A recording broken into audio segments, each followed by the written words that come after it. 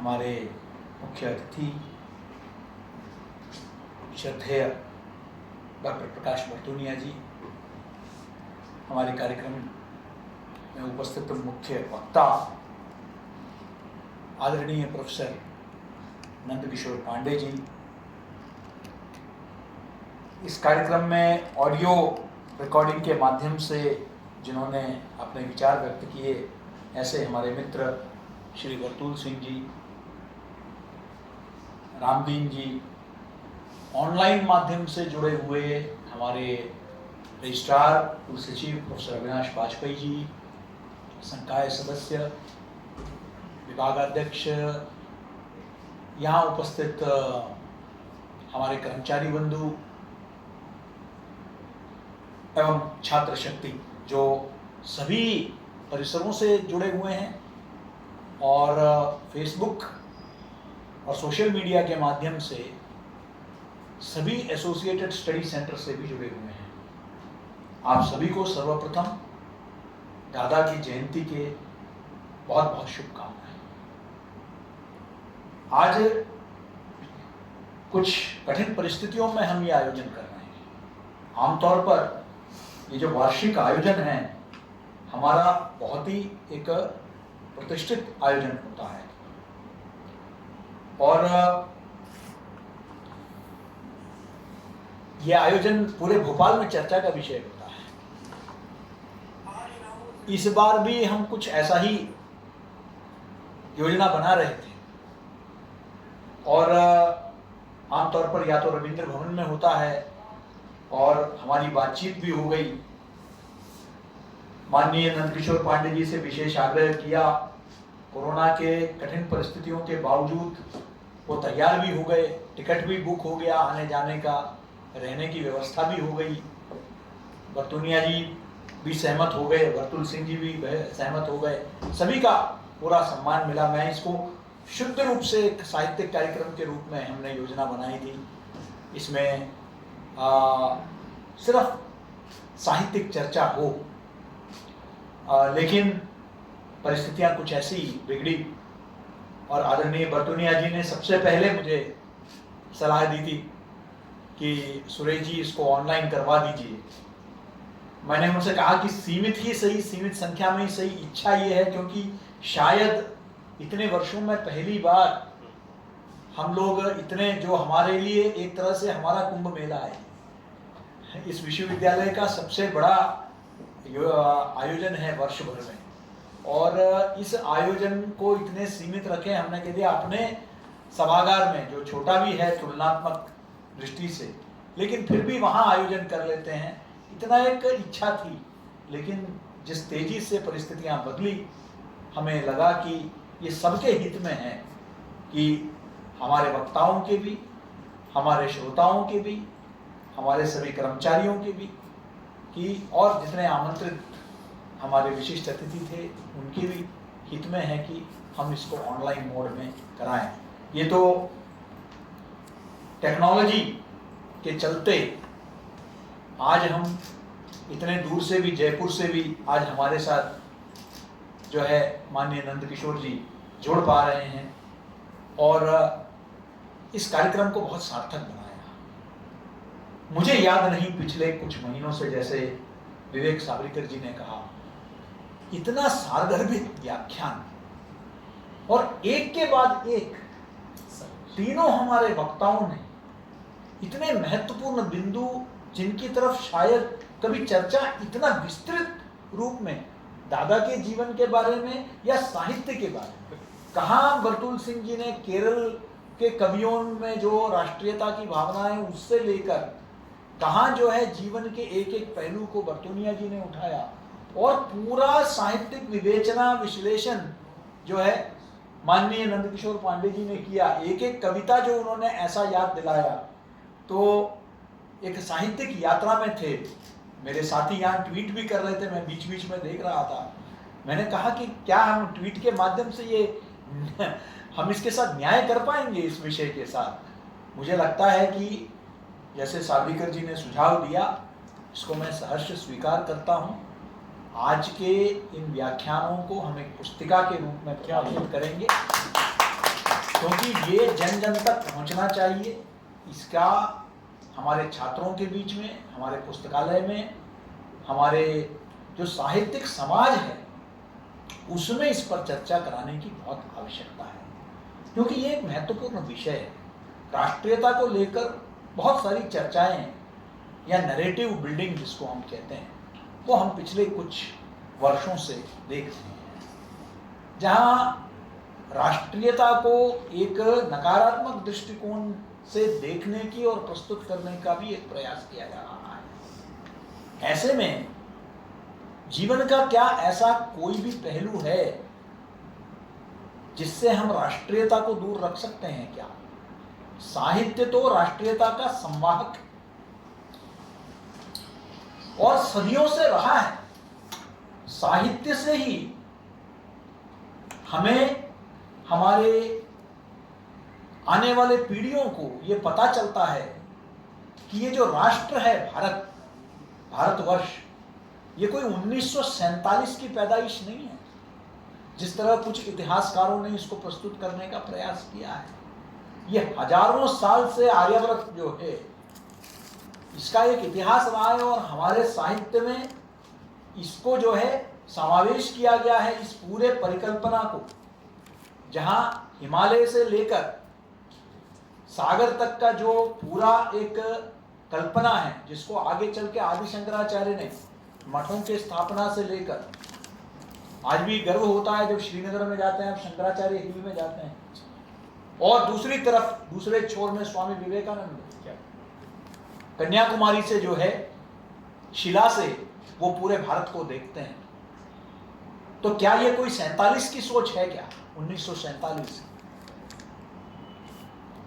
1947 में तो जैसे आदरणीय नंदकिशोर जी ने कहा कि 1947 में तो दो धड़ा हो गया था, वो धड़ से अलग कर दिया था। वो रूप हमने देखा है। कहां एक समय में म्यांमार, कांडाहार, अफगानिस्तान, श्रीलंका, इनका अपना कोई वजूद नहीं था, और वहां से आज, लेकिन आज हम जब देखते हैं कि 1971 में ही, अभी हाल ही में माननीय प्रधानमंत्री बांग्लादेश गए थे, तो वहां इस विषय पर बहुत चर्चा हुई कि किस तरीके से अंतर्राष्ट्रीय मातृभाषा दिवस 21 फरवरी को पूरे विश्व में बांग्लादेश के पहल से मनाया जाता है। यानी कि मातृभाषा और संस्कृति मजहब से भी ज्यादा महत्वपूर्ण है।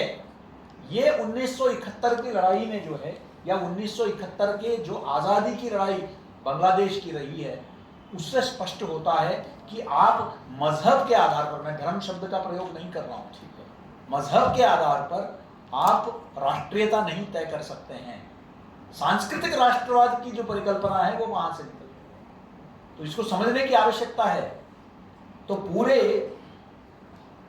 अंतर्राष्ट्रीय मातृभाषा दिवस जो मनाया जाता है, उसके पीछे यही सोच है। और आज हम देखते हैं कि बांग्लादेश में तो 71 में जो हुआ सो हुआ, सिंध में जिए सिंध आंदोलन चल रहा है, बलूचिस्तान में वो लोग आजादी की मांग कर रहे हैं, पख्तून भी नाराज हैं,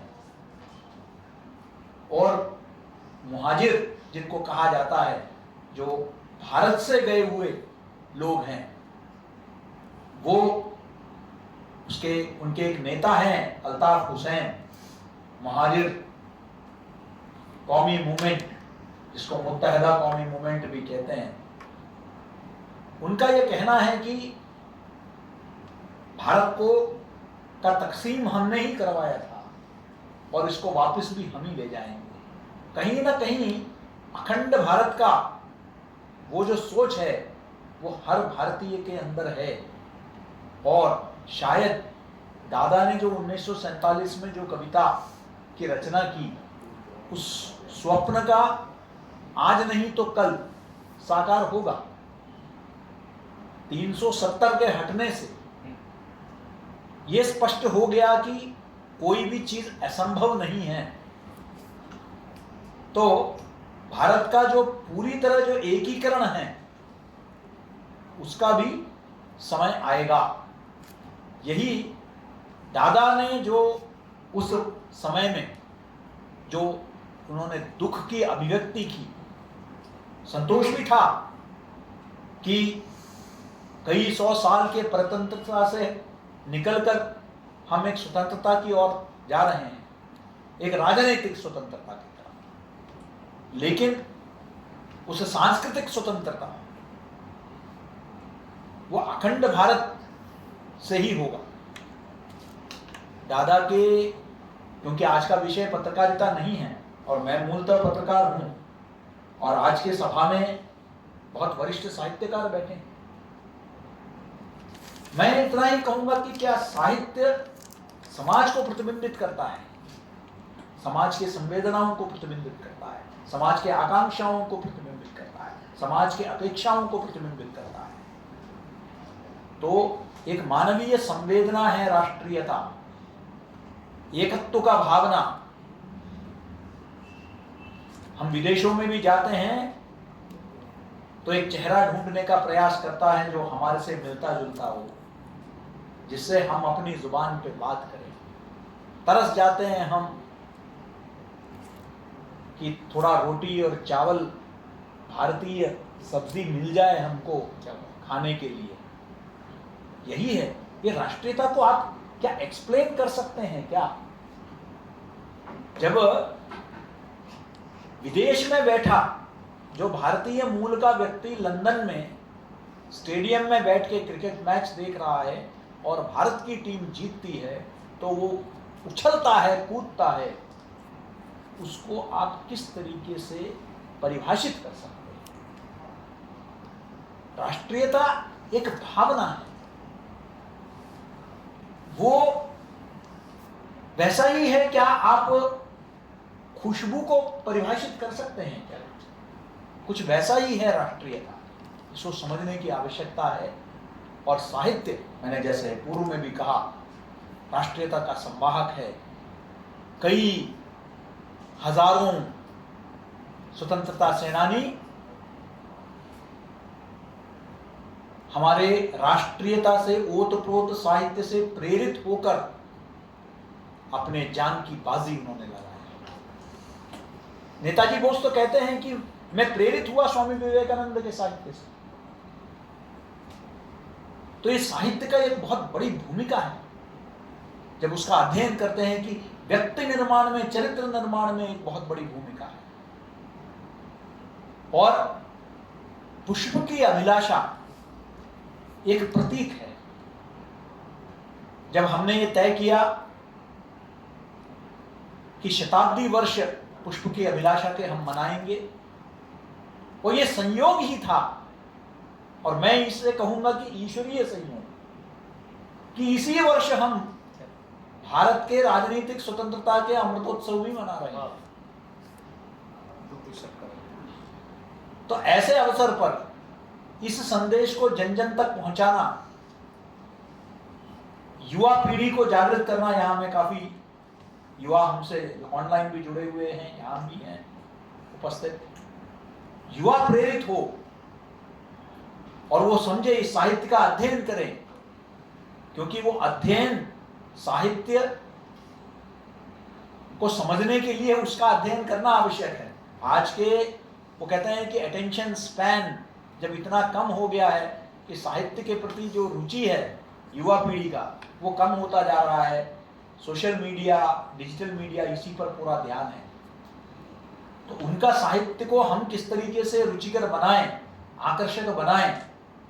तो आज किंडल के माध्यम से, ई बुक्स के माध्यम से, ऑडियो बुक्स के माध्यम से, प्रौद्योगिकी की सहायता से हम उन तक साहित्य को पहुंचाने का प्रयास कर रहे हैं। तो ये बहुत आवश्यक है। इस तरह राष्ट्रीयता से ओतप्रोत जो साहित्य है उसको हम युवा पीढ़ी तक पहुंचाएं। और माखनलाल चतुर्वेदी राष्ट्रीय पत्रकारिता एवं संचार विश्वविद्यालय में हम ये अपना दायित्व समझते हैं, क्योंकि हमारा दायित्व मात्र एक विश्वविद्यालय चलाना, कुछ पाठ्यक्रम चलाना नहीं है। अभी मैं संस्कृति मंत्रालय ने 4 तारीख को, केंद्र सरकार के संस्कृति मंत्रालय ने 4 तारीख को एक ट्वीट किया जिसमें उन्होंने लिखा कि एशिया का पहला पत्रकारिता विश्वविद्यालय दादा के नाम पर स्थापित है। ये ministry of culture government of India ने ट्वीट किया। और ये जो है, ये हमारे लिए गर्व की बात है कि दादा के नाम पर स्थापित एक विश्वविद्यालय से हम लोग जुड़े हुए हैं। यह हमारे लिए सौभाग्य की बात है कि उनका जीवन के संदेश को हम जन जन तक पहुंचाएं। यह भी हमारा उद्देश्य है। मात्र कुछ पाठ्यक्रम चलाना, कुछ बच्चों को प्रशिक्षित करना, यहां तक सीमित नहीं है हमारी भूमिका।